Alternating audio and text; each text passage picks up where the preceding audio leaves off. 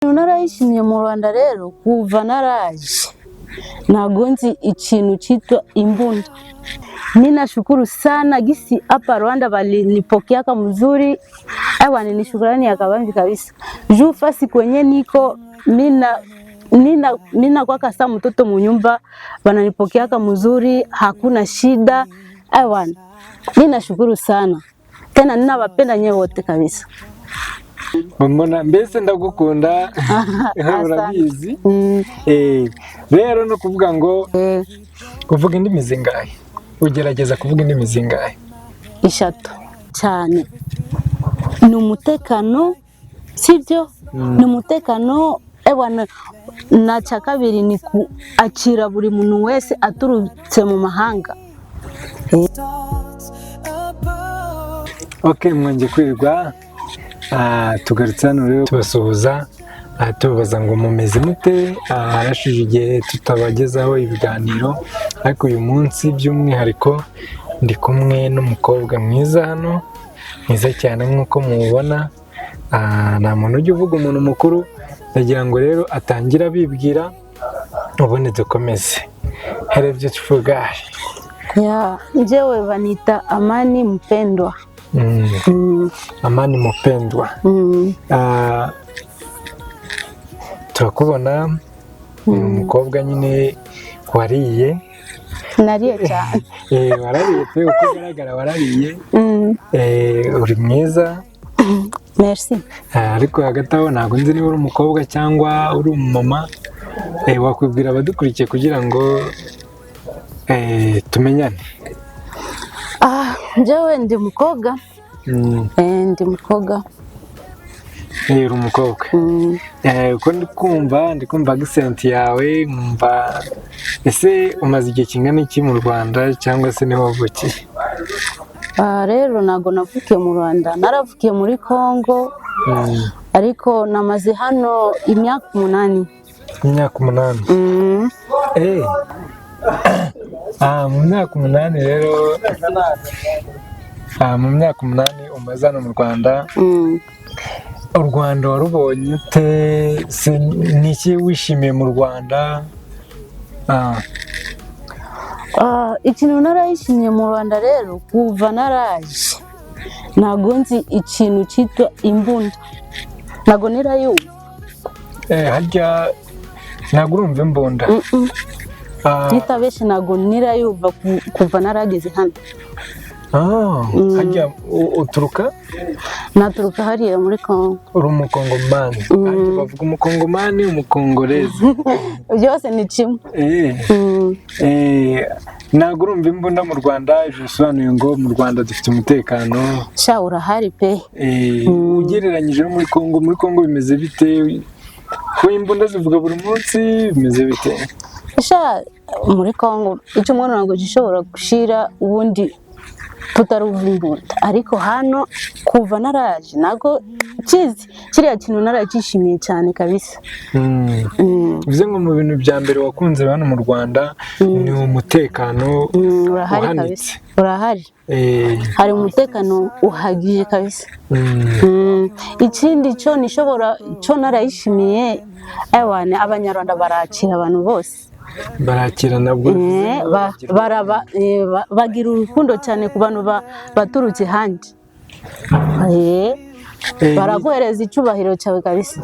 Okay, wari ugeze ku kintu kijyanye n'ukuntu umuntu uturutse hanze y'u Rwanda iyo ageze mu Rwanda yakirwa neza, akereka urukundo. Ni ikihe kintu waba warakorewe ukavuga ati abanyarwanda bagira urukundo cyangwa se bakira abanyamahanga neza? Ikintu naramenye hano ku banyarwanda, nibamaze kuva ko uturutse hanze hariho hose baraguhereza icyubahiro cyawe kabisa. Baraguhereza icyubahiro cyawe, ni ibintu byo kuvuga ngo kabisa. Ni nk'iki kintu baba baragukoreye cyangwa se nyine wibuka uvuga uti njyewe nkanjye Amani nishimiye iki kintu ku rwego ruri hejuru cyane nkibona iki kintu, waba wibuka? Nakubuye rero mu gihe ikintu narayishimiye cyane ni umutekano sibyo ni umutekano ebwana na cya kabiri ni kuakira buri muntu wese aturutse mu mahanga. Hano mu Rwanda watubwiye ko bamaze imyaka 9. Ese muri iyo myaka 9 uba muri famiye, urikodeshereza, ufite akazi, bimeze bite muri rusange? Nifite akazi njyewe gusuka ndasuka. Ebwana niba ukeneye gusuka uraza turakwakira neza hariya kuri ndege. Hariya turasuka turakwakira neza, kariya ko kazi kanje mu buzima bwanje ukora. Ni ukuvuga ngo mu kazi ukora ubu ngubu urasuka iby'abagore, ngo ni imisatsi nyine muri rusange, sinzi n'ibindi, habamo n'inzara, sinzi niba nabyo mubikora. Byose turabikora, inzara, makiyaje, byose turabikora muri make. Mujya mukora, urabona nyine ku buryo bwo gusuka cyangwa ibyo bintu bijyanye n'inzara, hari n'abantu babikora bakabikorera hanze mu rugo, nyine hanze y'aho bakorera. Wenda nk'umuntu akaba yaguhamagara ati ngiye nshaka ko nsukira mu rugo, ibyo nabyo mwaba mubikora? Byose turabikora, ariko cyane cyane tukorera hariya kuri salo. Ntacyo ubwo abadukurikiye ababyifuza bazandika muri komenti niba bakeneye nimero zawe, tuzazibaha ku buryo izo serivisi zose wazibaha. Kabisa ni karibu. Warutubwiye rero kuri serivisi nyine utanga zo gusuka, tubwira ukuntu mu Rwanda hari umutekano, hamaze imyaka 9, wabonye n'akazi. Ese kugira ngo ubone akazi byaciye mu zihe nzira? Ese nta ngorane wahuriyemo nazo? Watubwira kuri icyo nacyo. Nta ngorane narahuye nayo, gusa kwiga gusuka naraje kwiga, namaze kubimenya neza. Bose yaraniyakiriye, ubundi n'ubungubu kugera ubungubu turakorana nta kibazo. Noneho rero reka dusubire mu myaka 9 ukiza mu Rwanda. Ese kugira ngo ufate umwanzuro uvuge ngo ngiye kuva muri iki gihugu cyanjye ngiye kujya mu Rwanda, ese wabitekereje ute? Waje ufite iyihe papasi yo kuvuga ngo ngiyeyo? Umwanzuro wa mbere kugira ngo ufate byagenze gute? Rero biriya ni birebire, ariko nabirenze. Kuvuga ngo nize hano mu Rwanda, ubundi naraje nari ndahakunda kuva kare, ko narambutse gutya kugera hano baranyakiriye neza. Ntabwo ari umuryango, ni inshuti tubana, baranyakiriye neza nta kibazo, n'ubungubu turi kumwe nabo nta kibazo kabisa.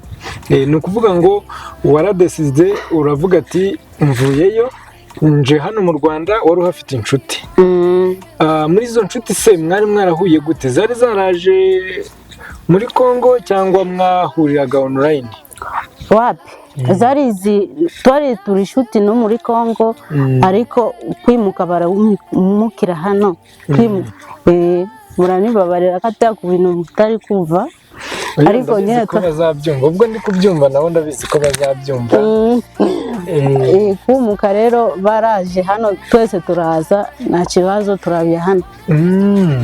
Ariko ni umuntu ari yaragenda muri Congo akagaruka gutyo, ko nanjye narankurikiye gutya tukazana, n'ubungubu turi kumwe. Bivuze ngo wari uri muri Congo uri kumwe n'abo banyarwanda, bari abanyarwanda, uri muri Congo mubana, bimukira hano mu Rwanda, uravuga ati turazanye. Bari ni bana biza cyane. Noneho reka dusubire kuri iyo minsi ugera hano mu Rwanda.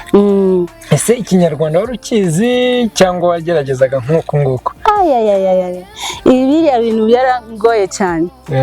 Kuvuga ngo uvuganye n'umuntu byari biranigora cyane. Ubundi umuntu atazi indimi biragora. Muri make bivuze ngo waje utazi ikinyarwanda? Nitazi na kato. Gusa n'umwana ari aranyura imbere yanjye, nduva ngongoro. Ibise ni biki ngongoro kandi. Yavugaga ikinyarwanda ukwiye ngongoro. Mbese ibyo bimeze nk'uko wakumva Igishinwa? ko uruva igishinwa rero nanjye ko nari nduva ikinyarwanda ngongoro nanjye. Abadukurikiye barihanganira amashusho twatangiye hakiri kare, none ndabona bwije asa naho utangiye guhumana, ariko nta kibazo. Icya mbere ni uko bari kutureba. Umaze kugera mu Rwanda rero ikinyarwanda kirakugonze. Ese ntabwo bigeze bagutuma nko guhaha? Guhaha kuvuga ngo nihure n'umuntu atazi Kiswahili na kitoya byari birangora cyane tu. Ariko ubu ngubu ndashima kubera ko ndi kugerageza kuvuga ikinyarwanda nabirenze. Okay, none se u Rwanda rubonye neza, ruba rwishimiye, birimo nabonye uri no muri sinema nyarwanda, hagitinga neza, abantu barabikunze, muri comment ngira ngo ujye ubibona muri filime mukina. Ese wumva okay, ngiye kubaza, waba warigeze wakubwene igihugu bw'u Rwanda? Rero buriya nago nirabubona, ariko ndakeka ko kubera bafotoye bushasha mu minsi rangamuntu ndazayibona, kubera ko mu buriya wa kabiri ndazajya ndayifite.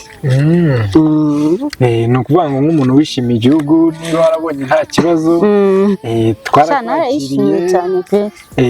nanjye ubu ngubu mbona ngufata nk'umuvandimwe, mbese ndagukunda, urabizi.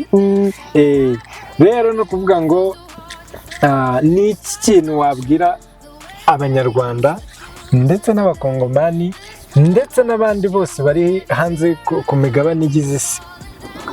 Ikintu nishobora kubabwira rero, bose ndabakunda, babye abanyarwanda, babye abakongomani, bose muri rusange ndabakunda cyane. Uvuga indimi zingahe? Ugerageza kuvuga indimi zingahe? 3. Ni ukuvuga ngo rero ugiye gutanga message, sibyo? Ubutumwa cyangwa se SMS cyangwa message, ukoresheje izo ndimi ukoresha kugira ngo buri muntu wese udukurikiye aze kumva iyo message wamuhaye mu rurimi kandi nyine abasha muri izo ndimi zose. Ugiye guhera ku Kinyarwanda, utange message, ukurikizeho Igifaransa cyangwa se Igiswahili, indimi mbese zose wumva uko ari 3, utangemo message. Ku bantu baturikiye rero, narayishimiye cyane kugera hano, kandi ndayishima ko mwaraniyakiriye neza hano mu Rwanda. Narayisanzuye, hari umutekano mwinshi kabisa. Noneho tanga nanone message mu rundi rurimi wumva. Kiswahili Hindi vote wananifata sai. Ninashukuru sana gisi hapa Rwanda walinipokeaka mzuri. Ni shukrani ya kabanji kabisa. Juu fasi kwenye niko nina kwa kasa mtoto munyumba, wananipokeaka mzuri, hakuna shida. Ninashukuru sana. Tena ninawapenda nyewe wote kabisa. Hasigara ururimi rumwe. Gerageza urundi rurimi rwa nyuma. Rw'ikinyarwanda. Wabwiye ko n'izindi ndimi 3. Urundi rero ni ubutaha. Urakatari ariko. Kuko ndagakata nacyo. Okay guys, nk'uko mubona rero turabakunda cyane, n'abandi mwese mwifuza kuba mu Rwanda tubahaye ikaze mu gihugu cyacu cy'u Rwanda.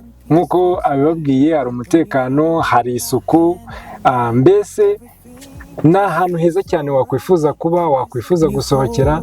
Welcome.